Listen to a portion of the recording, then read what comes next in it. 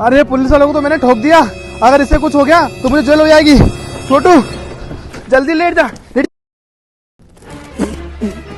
अबे किसकी मौत आ गई जिसने पुलिस वाले को ठोक दिया? अबे इसके साथ तो बच्चा भी है, अगर इसको कुछ हो गया तो मेरी तो नौकरी खतरे में आ जाएगी। ए भाई उठ भाई उठ, ए छोटू उठ।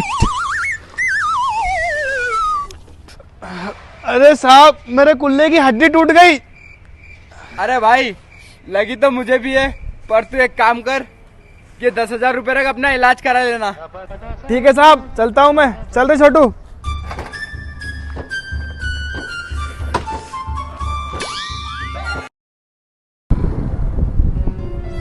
देखा छोटू कैसा चूना लगाया पुलिस वाले को? हाँ मेरी जान।